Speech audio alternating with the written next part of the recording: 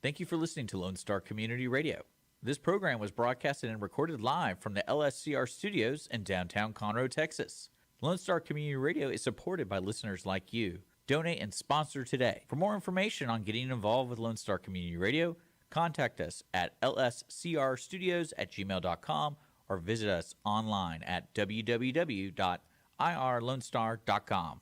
You're listening to Lone Star Community Radio on 104.5 KCZW LP Conroe and 106.1 KCCZ LP Conroe and worldwide at irlonestar.com.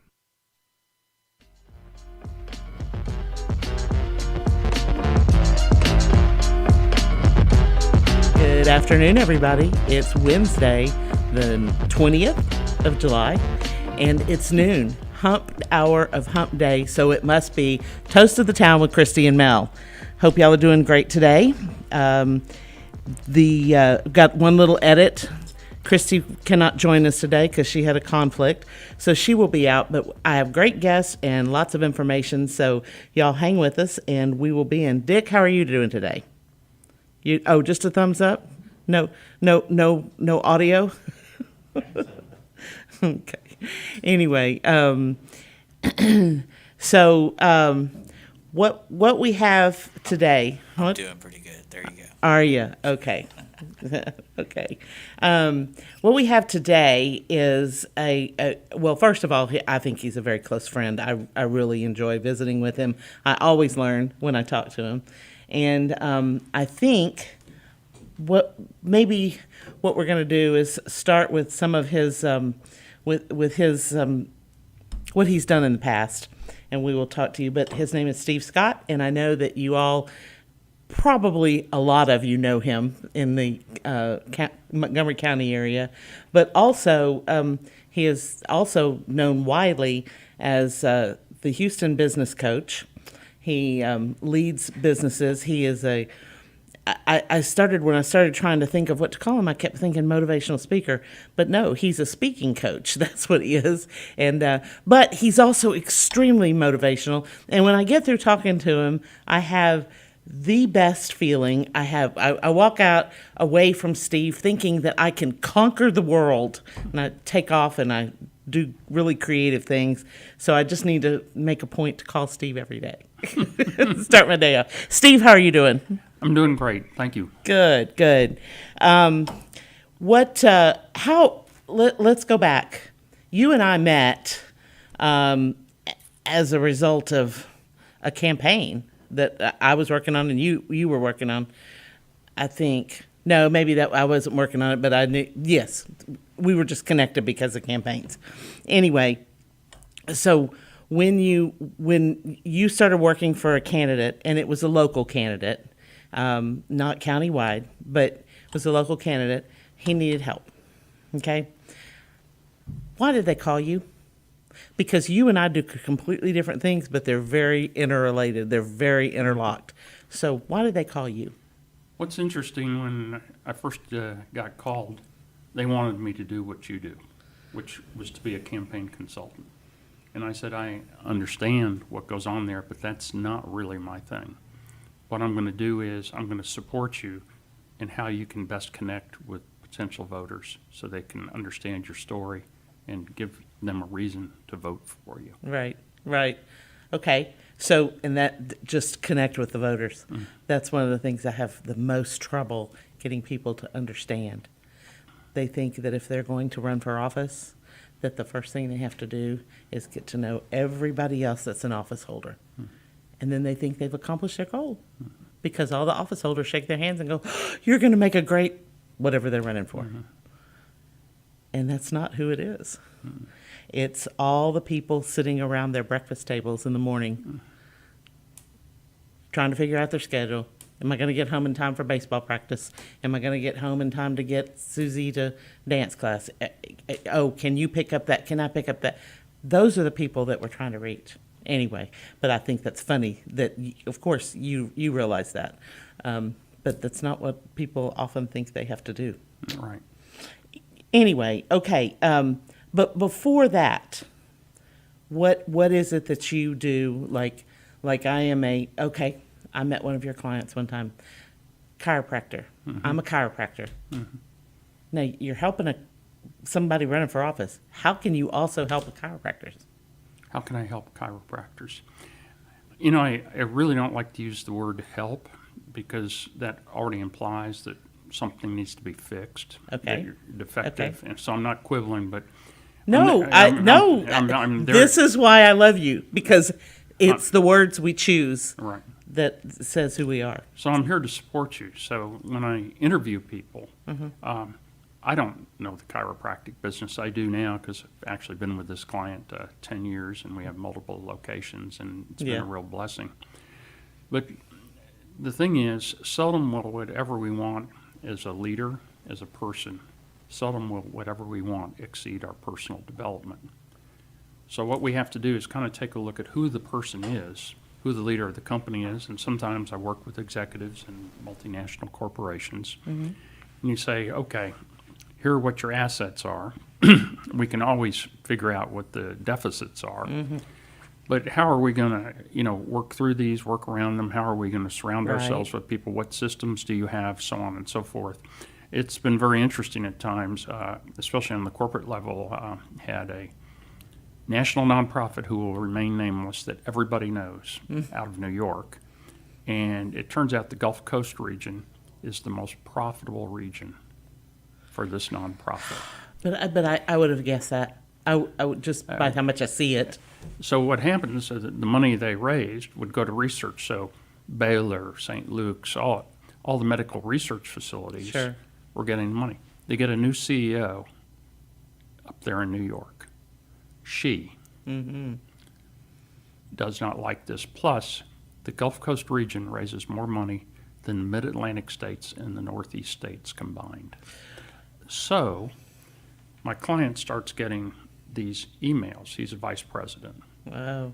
Okay. So I'm having to read the emails, and we're trying to figure out how to respond because you could tell there was a lot of jealousy, felt threatened. And what we did is, to make a long story really short, we navigated through all that, and he was successfully retained in his position and actually ultimately got promoted.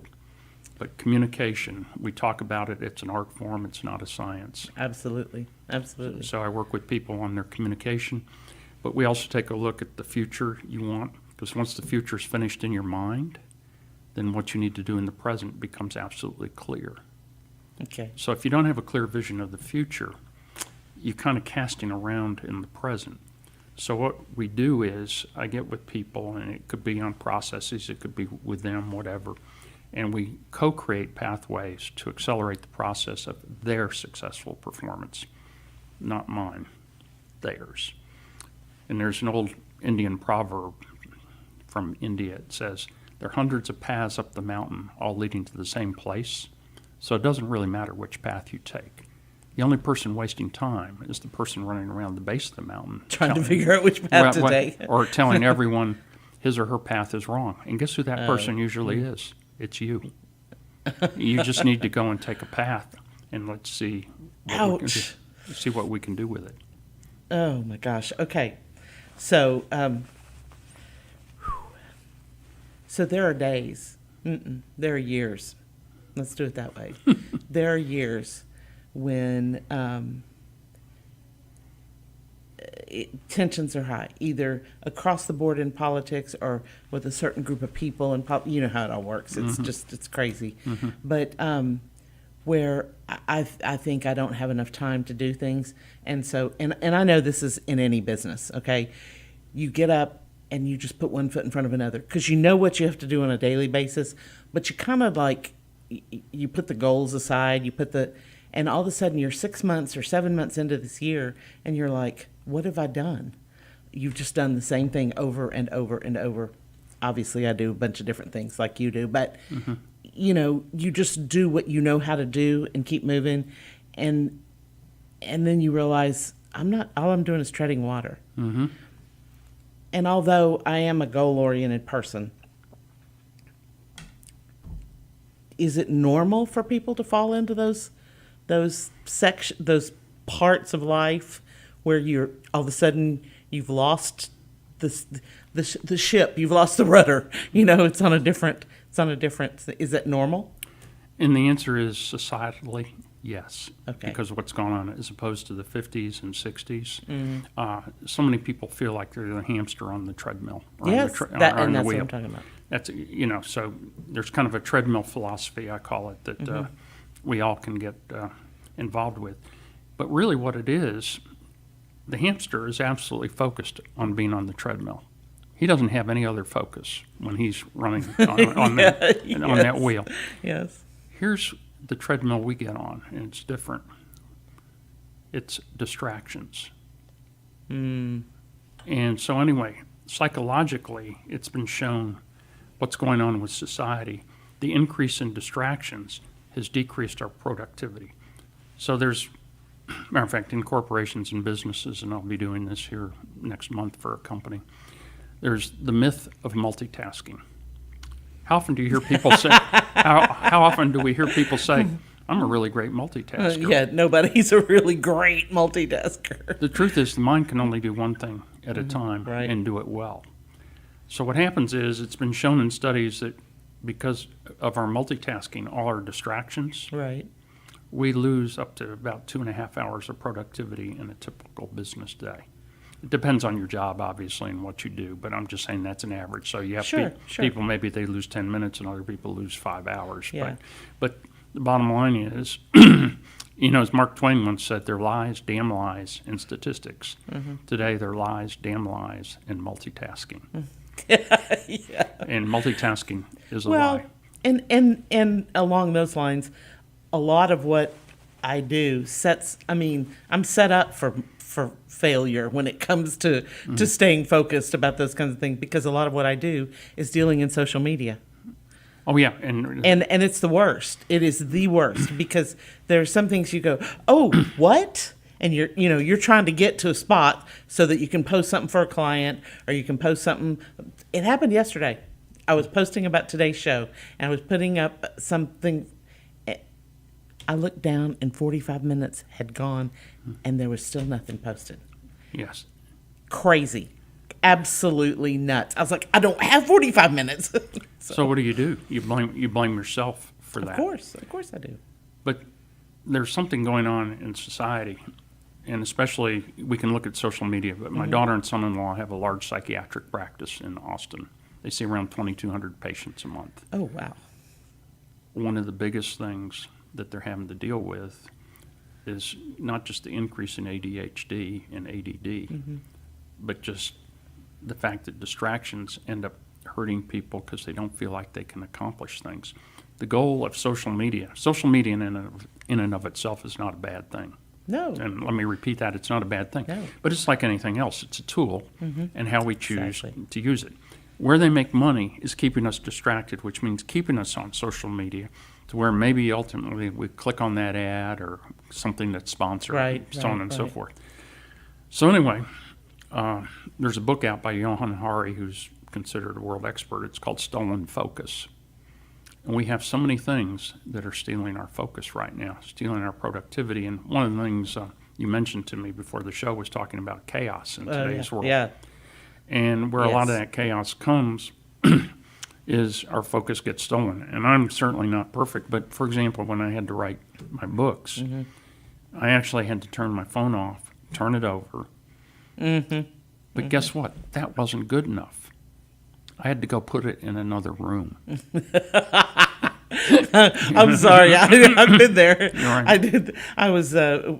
My kids were. One of them. The little one was a toddler. The little one who's 20. She was a toddler, and I was rocking her, and she was fussy, and she had, I was cold something. And I would always try to put my phones down, and walk away, and phones weren't back then what they are now, anyway. But I kept looking at it because I kept expecting somebody to text me. And finally, I thought, oh, I've got to stop, because it was going to affect her development if she felt like. So I thought. Well, I thought you did a great job yesterday. I texted you and you didn't respond. So I applaud you until this morning. Well, it's funny. I didn't have it. But It you just can- depends on where my phone is at the time. And I'll like 2 hours will pass, and I'll think, oh my gosh, I can't breathe. There's no oxygen. Where's my phone? So anyway, the stolen focus is my daughter and son-in-law had me read this book, and obviously it's caused a tremendous increase in ADD, ADHD. Okay. If you look at the numbers, it's just incredible what's happened. I can't remember, but let's say 10 out of every 100 kids had it in Right. 1970, and now it's 30. You know what I mean? So Yeah. there are things societally that are going on that are affecting us. And then here, a good example is one of the big things is we are obese as a society. I Right. could stand to lose 10 or 15 pounds. You know, Right. Dick over here, he's in good shape. Yeah, he is. But anyway, so here's what happens. You go on a diet, and we've all been through this, and it's successful, then you get off the diet, right? So what do people say when you fail?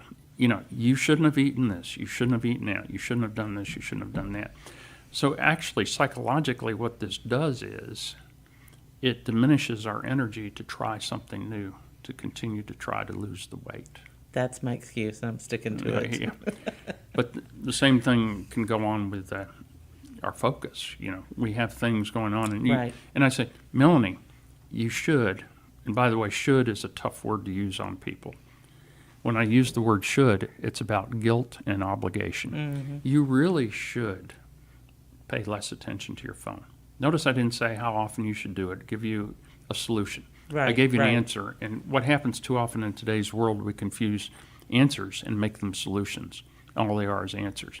So just so your audience knows today, I'm going to give a lot of answers, but they're not necessarily solutions. Well, that's no good. We want solutions. I want solutions. All right. Okay. Well, I'll tell you what, Dick, if it's okay with you, let's go ahead and take a break here. And when we come back, we're going to talk about your book.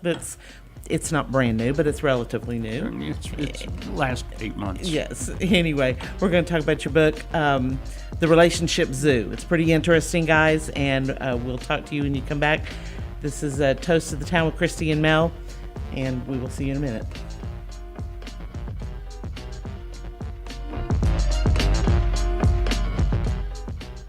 Does volunteering at a nonprofit horse sanctuary sound wonderful? Or are you a veteran or a veteran's spouse and think trying a peer group session through a local Horses and Heroes equine program might be worth trying? Henry's Home Horse and Human Sanctuary, located in Grand Central Park by appointment only, is home to a growing number of rescued and donated horses. Visit our website at henryshomehorsesanctuary.org or check out our Facebook at Henry's Home Horse and Human Sanctuary for more information.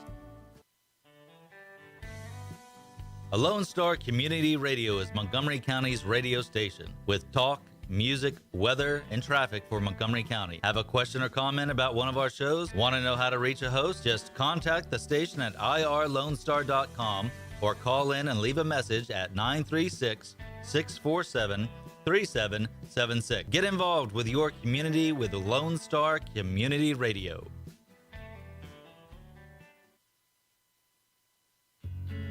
Did you know there are more than 790 abused and neglected children currently in foster care in Montgomery County? Will you help make a difference? I'm Allie Stevens with Casa Child Advocates of Montgomery County. We train and support volunteers to be the voice of children in the foster care system. Kids are removed from their home because of abuse and neglect, and we need volunteers just like you to advocate for these children. To learn more about becoming an advocate, please visit CasaSpeaksForKids.com. That's CasaSpeaksForKids.com.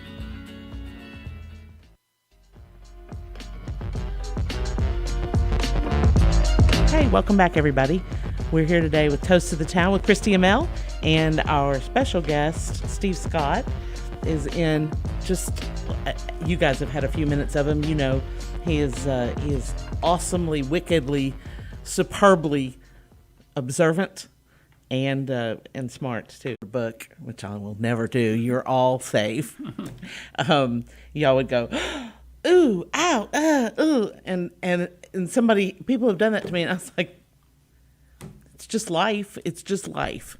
But anyway, everybody is what the point I'm trying to make is. Anyway, but there's a place in this book. This is just a fabulous book, and I thank you for the note. It's just awesome. But first of all, I have to tell you, this book is dedicated to TLC, Tender Loving Care. I was flabbergasted by that, and when I went back and read it last night, I had forgotten about that, and I was like, oh wow. Anyway, but I will let you guys get the book and read it. It's awesome.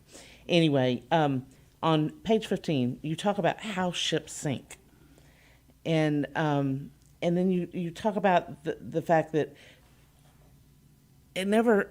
I mean, when you're thinking about a ship sinking, you're trying to keep the outside water out, and that's what you're focused on. And it's not the water outside. It's what's inside that's making you sink. And I was like, oh, I got to work on myself. Anyway, where does all this come from? And first of all, I want to talk about that story too. But where do you get this motivation, the relationship of all these different stories that you come up with?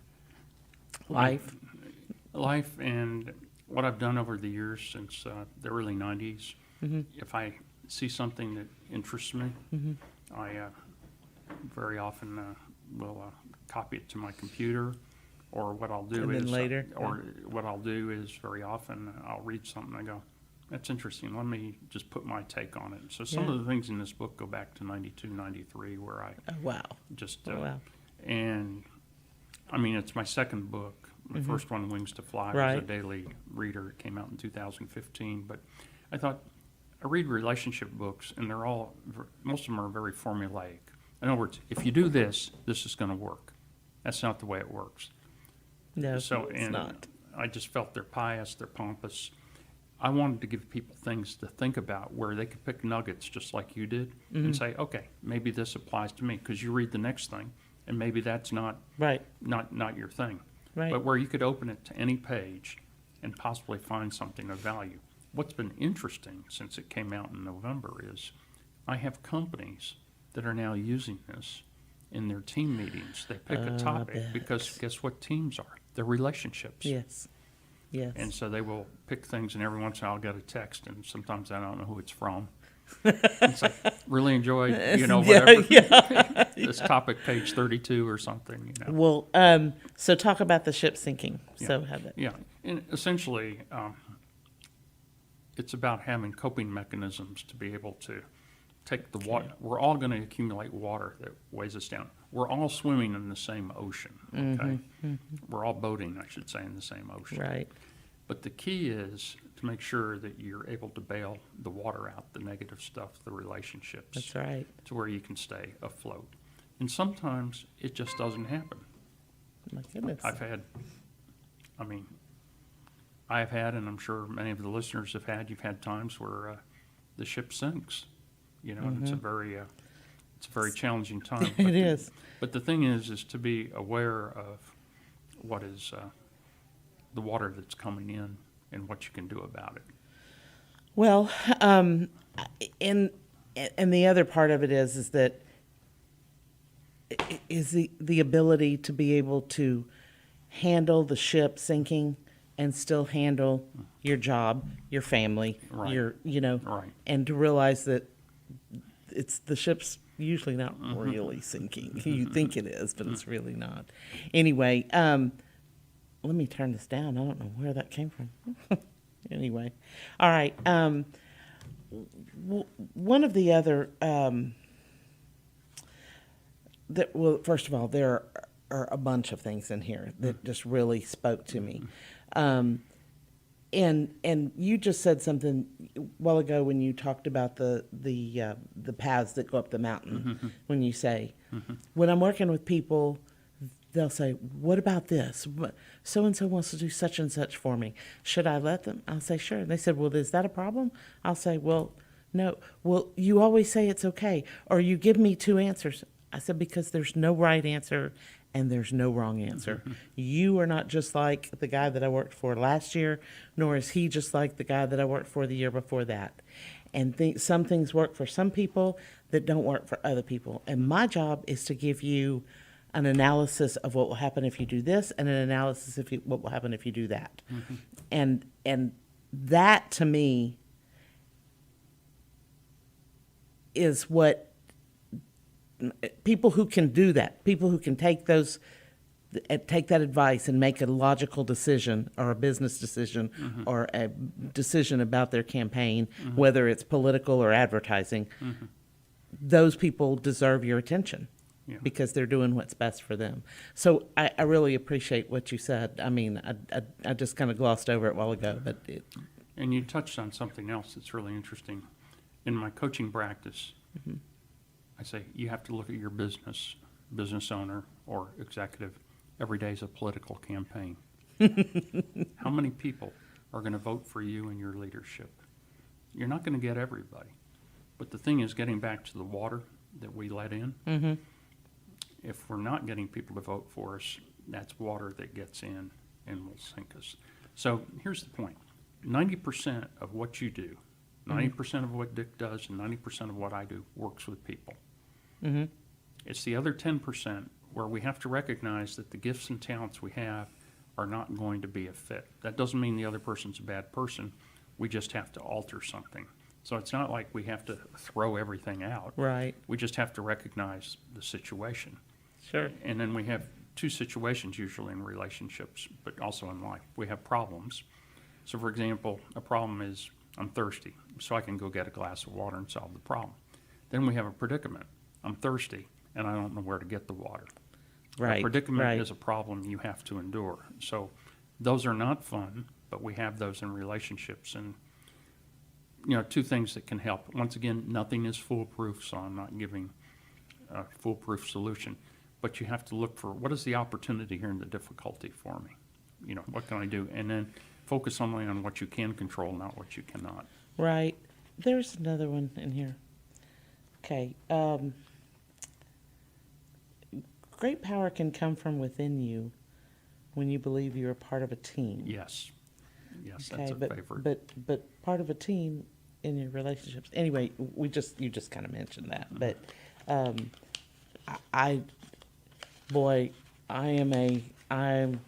I'll take care of it. I'll get it done.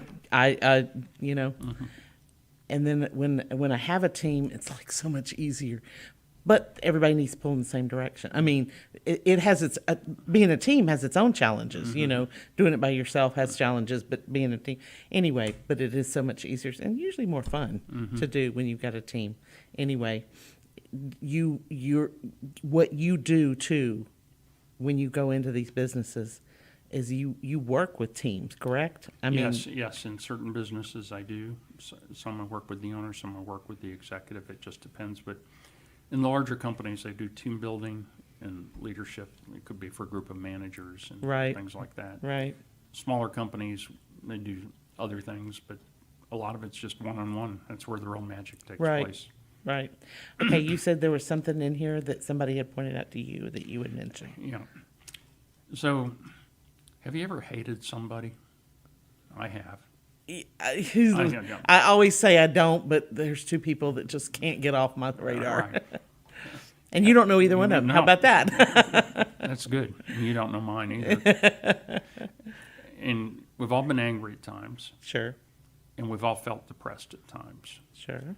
What was interesting, I don't know why I have an inordinate number of psychiatrists in my life. Okay? It's a good thing I don't. I'd be so depressed. My son-in-law is one of them Yeah, over in Austin with Roots Behavioral Health, and then my next door neighbor, and then I have another friend. I don't know how it, but anyway, I was having a discussion with one of them over the years, and we were talking about hatred, anger, and depression. And hatred, anger, and depression are more often than not a failure of imagination, a failure to imagine a better scenario, a better outcome. Imagine how the relationship could be better. Isn't that interesting? Yeah. And yeah. so that has been one that people have commented on, and I think it's very true, because you Yeah. can forgive somebody. I remember that now. But The bottom line is, if you don't take care of hatred, anger, and depression, you carry a grudge, and you can never be great with a grudge. Okay. We need to move on. Yeah. No, I'm, you say all these things and there are things in the book and it's like, he read my diary. I don't have a diary, people. It's okay. Okay. So I have some more questions about this, but I've got some more questions about what we think about the world around us and everything that's going on. Certainly. So we're going to take another little break, and Dick, if you would, we will be back in a few moments, and this is Toast of the Town with Krisi and Mel.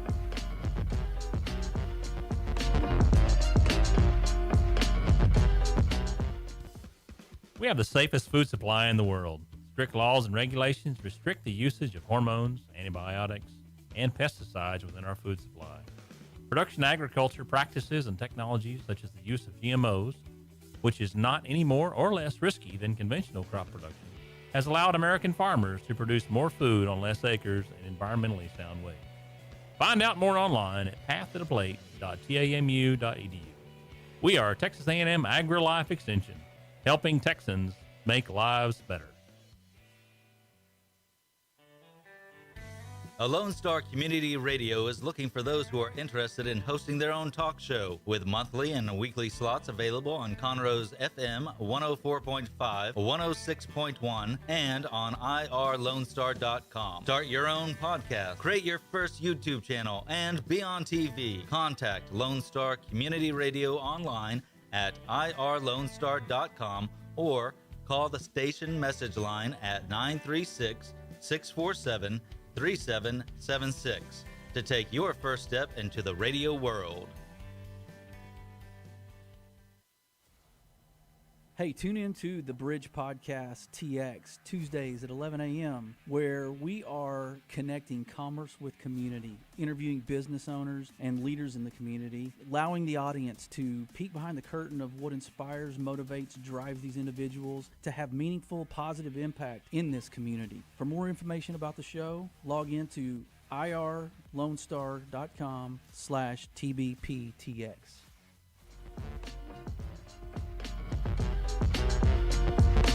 Welcome back, everybody, to Toast of the Town with Krisi and Mel. I'm here today visiting with Steve Scott, and oh my gosh, is he just an awesome barrel of information. Anyway, we have talked about his book. We talked about where his business started, sort of. I just found out a little more information. Anyway, so this book, first of all, The Relationship Zoo. And I believe it's available on Amazon, isn't it? Yes, it is. Okay. I got my own personal copy with a beautiful inscription. Anyway, it's The Relationship Zoo, Animal Stories, Human Insights, A Guide to Improved Relationships. It's not going to fix your life as far as, the boyfriend or the girlfriend or the, myriad of intimate relationships you have. What it will do is make you understand that life is about relationships, and that you really, it's hard to have a good life if you don't have good relationships. Anyway, but it's available on Amazon, The Relationship Zoo, and it's Stephen T. Scott. We just know him as Steve Scott, but anyway. So this book is so interesting, and what I found great about it is I got it from you, gosh, it was back before the primary, so it was, I don't know, February or something like that. I think what was the coolest is that I between that time and now, I haven't had time to just sit down and read a book. When I realized that this was like in little pieces and thoughts, and I mean, I read it chronologically, but it's just in pieces that I read it. And it might be a week before I pick it up, and then I read a really good-sized chunk of it. And then, anyway, but you can just pick it up and read a little clip a day. It's just awesome. It's not a devotional like where you would read something every day, but you could. So what I think is most interesting is it made me think about people that are driving me crazy. both in a good way and a bad way. Okay. And my thought is, I'm a political consultant, PR person by trade. Okay, and I'm fairly old. I've been doing it a fairly long time. But I'm pretty much a nobody. I mean, in this big scope of life, I'm not anybody special. So with that in mind, why is it that some of these people who have access to resources, I mean, capital R, capital E sources, why is it they can't figure out when to shut their mouths or how to say something, or, you know, and then if that's the case, if they can't figure that out, why can't they, where are their advisors? Where are their advisors? Because I just can't get it. So like if you look at, you know, there's some that drive me kind of nuts in a good way, because I want them to tell me what they're going to do. Okay? And DeSantis is one of those. I think he is brilliant. I mean, really sharp. He's got he's running Florida about the best way that anybody could, I think. And he's young and he's smart, and he just acts like he's not interested in the presidency at all. I think he probably is. But if you were working with him and you were offering him suggestions, what would you say to him? Do you have any thoughts about him as a person or his type of person? Well, having worked with political candidates, but also with coaching clients, sometimes definitely with political candidates, because ultimately everything becomes public. I had one here in Montgomery County. I sat down with him and I said, I need to know everything about your past. And there was hesitation. And I said, so if we're going to collaborate together, I said, your reputation becomes my reputation. So anyway, to make a long story really short, this person had a bankruptcy at one time. And his opponent, we knew, had gotten wind of that. And I said, so what was the story with this bankruptcy?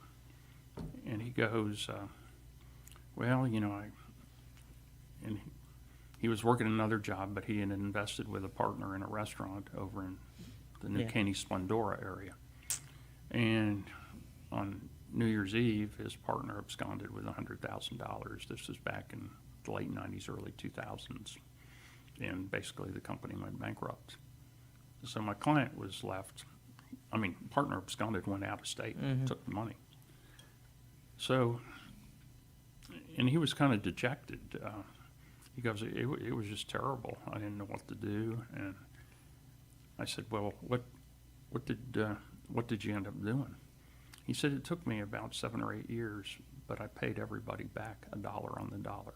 I said, you did what? You paid everybody back $1 on the dollar?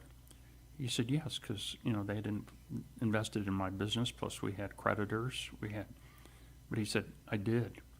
I said, now you're not just telling me that. I said, do you have paperwork that can show me that you have done this?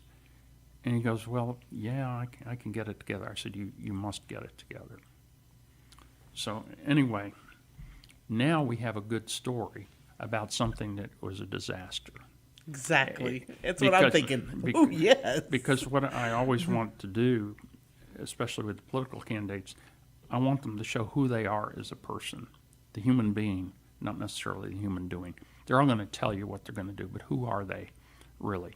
And then come up with some stories that will help out. So now, this is a couple months later, and you can appreciate this. We're at an elementary school down on 1488, and the auditorium, the cafeteria, which was also the auditorium, there were about 300 people. It was really raucous, and we're having a debate.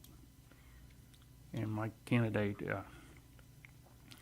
they had a moderator. They're going back and forth, and then the last 10 minutes, they could ask each other questions or make statements. Oh, yeah. So anyway, my candidate's opponent went first, and he said, what is the first thing you're going to do, sir? when you get elected. He said, I'm going to fire that guy from his position at the county. He's totally irresponsible. He had a bankruptcy, and I mean, he's going on and on. So his side is really cheering. My candidate had his story in the papers. And he goes, yes, you're right, I had a bankruptcy. But I always believe in taking care of people. I paid everybody back $1 on the dollar. And here are the papers. You can go through them, the court papers where I did that. There was silence, and then the other side just erupted. And that, in his opinion, swayed a lot of the election. That's awesome. That's awesome. So, That's awesome. So what I'm going to do is find out what is your story, because Right. we all have things that, obviously could be brought up in a political campaign. You don't see this as much in business. What happens is that kind of happens behind your back. Right. But in politics, Right. the knives come out. Oh, absolutely. Yeah, Absolutely. but in business, the knives are kind of hidden. You just don't know when they're Right. when they're going in. So, yeah, what is your story? So, in working with political candidates, what are your 3 or 4 talking points that you're going to repeat? What are the stories you have to go with them? Because if I don't feel your stories or show your authenticity, if you're not authentic, it's hard to trust you. That's exactly right. I tell them, Right. if you can't be genuine and convince me, there's no way you'll be genuine and convince them. So this ties into 4 things that can really help all of us in life, myself included. You talked about people who go on and on and on and on, and I'm trying to be one of those right now on this radio show. But the thing is, first thing you have to have is self-awareness. Yeah. So very often, they have an attitude. They're the type of people that walk into the room if they just keep on talking. There are 2 people that, in other words, I come in and see you and Dick, and I go, there you are. Or I can walk in and go, here I am. Right. The here I am people are the ones that Yeah. talk a lot. So self-awareness is really important. There's a cute little true story about self-awareness. It was 1888, and the man most considered the wealthiest man in Europe was sitting in his living room in Stockholm, Sweden. His servant had brought the morning newspaper, and he reads the headline and says, "Merchant of Death dead. Man responsible for killing more people than all the wars in history has died. Good riddance." This is the headline in the Stockholm newspaper. Alfred Nobel, the inventor of dynamite, was reading his obituary. They had gotten it wrong. It was his brother who had died. But he realized that he had a big moment of self-awareness. From that day forward, he said, what can I do for my legacy? And right before he died in 1895, he put together all the funding, which today are the Nobel Really Prizes. Nobel Peace Prizes. Yeah, so self-awareness is very important. The second thing is you have to be vulnerable. You have to say, you know what, I'm human. I messed up. I did this wrong. It's interesting. Shared vulnerability is a great way to bond. And a lot of times in a political campaign or even in business, people don't want to share that. But if you share that, it's been shown psychologically that this can do you good. So Absolutely. self-awareness, vulnerability. The third thing is being authentic. And there's a little story there. This one I don't know is true, but it serves the point. So it was the early 1800s, and Thomas Jefferson had been elected president. There was no Secret Service, but he had a posse that rode around with him on a horse. So anyway, he's in the backwoods of Virginia, and they come to the Rappahannock River, and there's a bridge that they normally would take across, but the bridge had been washed out by the floods. So anyway, there was a man there, and he had wanted to cross the where the bridge was at, but he couldn't do it. So he asked one of the riders, he said, you know, if y'all decide to swim across on your horses, could I ride across with you? And the rider he asked said, sure. He said, yeah. So they decided to swim across, so the man hops on the horse. Meanwhile, the other riders are looking at him like, you know, you're just a nuisance, you're a pain in the neck, so on and so forth. They get over to the other side. Man gets off, thanks the rider. He says, no, it was great. I'm glad I was able to do that for you. Another one of the riders came up and said, did you know what you just did? You just asked the President of the United States to take you across the river. You could have asked any one of us, but you asked him. How come? He said, he had a yes face. You had a no face. So what face? Oh, so wow. what face are you presenting? and is it authentic? Interesting. And then the last thing is you have self-awareness, vulnerability, authenticity. And if you have those three things, then you're much more likely to gain trust. And trust is the magic fuel that makes relationships go. Because otherwise, you can be in a car with somebody, or you can be in a car, and it's like the relationship won't go anywhere until you put some fuel into the car. Right. Exactly. Gosh. Well, first of all, you've given me some insights that I have to share with one client in particular, not currently running. And then, but the next thing that I want to ask you about is I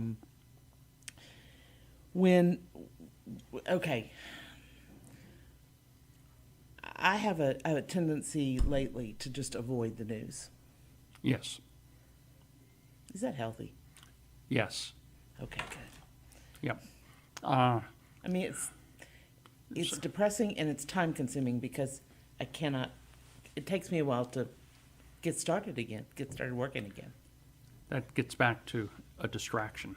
Okay. And what it does, it can emotionally take us out of whatever we're doing. The news by itself, in and of itself, is not bad, but once again, you have to monitor your intake. It's like alcohol or anything else. You know what I mean? You have to do that. So, okay, so I'm healthy. Yeah. And that's all we're concerned about today, folks. Because, one of the things we look at in our lives is the power and influence of our associations. It's an awesome power. So the first thing people think of is who they're associating with, which, by the way, is a good place to start. But sometimes I have them make a list. And very often this comes up in a roundabout way. I don't know if we can make the connection on the radio, but I'll have a VP or a business owner, and he knows, or she knows, it was a she in this case, knows that she needs to fire her general manager that has helped her build the business over 20 years. So how do you go about doing this? And the thing is, you have to go through a process. So the first thing is, I ask, who do you associate with? What are they doing for you is the next question. Next question, it gets a little uneasy. As a matter of fact, in this case, her chair went back against the wall. What are they doing to you? Mm-hmm. In other words, what TV do they have you watching? What books do they have you reading? How do they have you reacting emotionally? And you can just go through a list of everything. Right. But getting to the news, if you hang around people where the negativity of the news is the main focus, it's absolutely going to affect you. So who am I hanging with?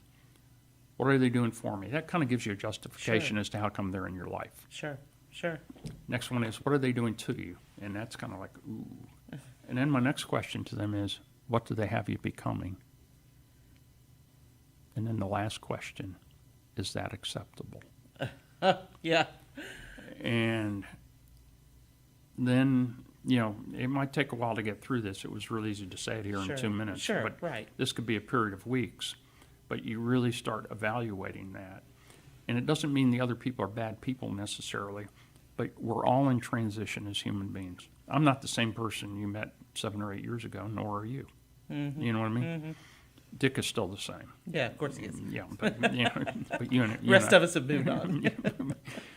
But anyway, so who am I hanging around? What are they doing for you? Sure. What are they doing to you? What do they have you becoming? Is that acceptable? Then you have a choice. This is the hard part. There are 3 things you can do with any relationship. It could be with TV. It could be with what you read, but we're just going to use people here. You can either expand it, you can limit it, or you can hit the delete button. Right. The hardest thing to do is hit the delete button. Right. But if you can limit things, I can promise you, especially those things. Well, that's basically what I've gotten to. Mm-hmm. Okay, let's end with a really big picture here. But what do we do as individuals? Okay, it's a time of chaos. It's a time of not knowing what's going to happen. We don't know what's going to happen with the economy. We don't know what's going to happen. We still don't know what's going to happen with COVID or monkeypox or any of the other things. We've got people that are leading our country that we're worried about. I mean, genuinely, I have genuine concern. Regardless of political agreement or disagreement, I have a genuine concern about leaders, both locally and nationally. But I have to go on. Yes. And I have to, and there are people who are younger than I am who need to be convinced that it's okay to take that great idea and take a chance on it and start a business or a hobby that turns into, take a hobby into a business or run for office. You know, that if you handle a campaign appropriately, that the pain isn't as bad as it appears sometimes, you know. Sometimes you can take, you and I both know several, that take perfectly sound and sane people, and then they say and do silly things that open them up to ridicule, okay? So if you do things in the right way, what is it that you can say that to encourage people that despite everything that's going on against us right now, despite the price of Brussels sprouts, Yeah. what should make me want to do something different, unique, maybe a little risky, but also have confidence that I can pull it off?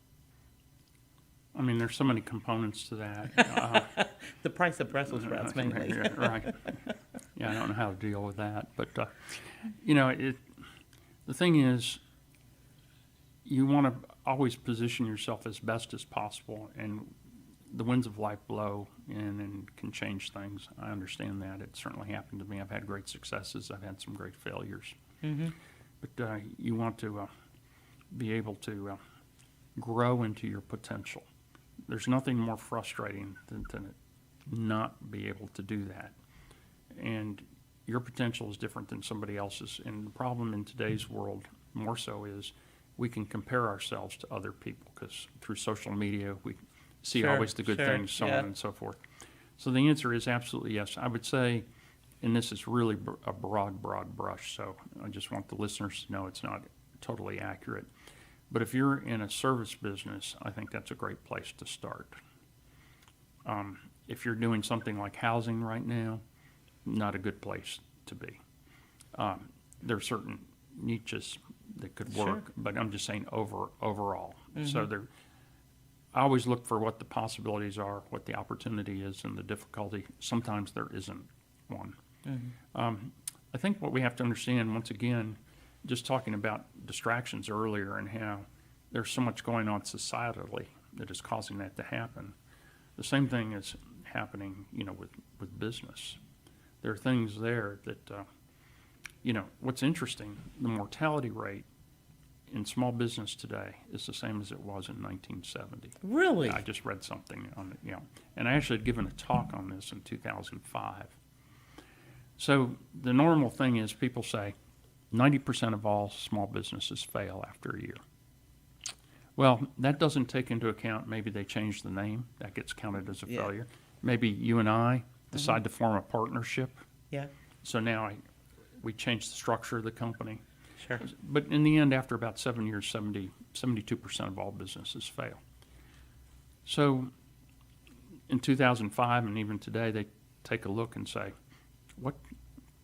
how come it hasn't changed? We have more technology. When I was growing up, if I wanted to start a business, I had to go work for somebody that did that business. I had to learn that business hands-on. I couldn't go get it out of an encyclopedia. I couldn't Google it. Yeah, right. But right now, if you want to, let's say, take a pest control business, which I had at one time, and market a pest control business, you and I can read on the internet for the rest of our lives on how, Oh, sure. on how Sure. to do that. So we have more information now than we've ever had. So that's a good variable. What hasn't changed? It's our ability to develop ourselves. And you have to grow into your potential. So as H.G. Wells once said, wealth, power, notoriety, or place are no true measures of success whatsoever. The only true measure of success is the ratio between who you are and who you can become. Okay, there you have it, people. But I first of all, I want everybody to know too, the information I found out a while ago that was just so interesting to me, and I missed putting it in place. So Steve started out in, say it for me because I won't get it exactly right because it was very quick. When you started out and you did business in Peru. That's right. Importing balsa wood to the United States and had to deal with a military dictatorship. Had to bribe my way to the top, had to deal with the military police and pay them off. You realize there was no rule of law. When you have a version of a submachine gun in your back, it makes you understand what freedom is. Yeah, I bet. And freedom means that you have a just justice system. Mm-hmm. It's not done on the whims of what people think is right at the time or trying to control. But 1975, yes. Wow. Yeah. Wow. And also dealt with former Nazis in Guayaquil, Ecuador, and got roughed up on the docks of Guayaquil. So this is worldly information too, in addition to everything else. Okay, Steve, thank you so much. I have so enjoyed this. And we will be back next week with Toast of the Town with Krisi and Mel. Next Wednesday at noon, y'all sign on, and also check in and check with Facebook and YouTube and irlonestar.com for copies of this interview with Steve. And I know you'll all go back and listen to it because it was really interesting. It was great. Thank you, Steve. Thank you.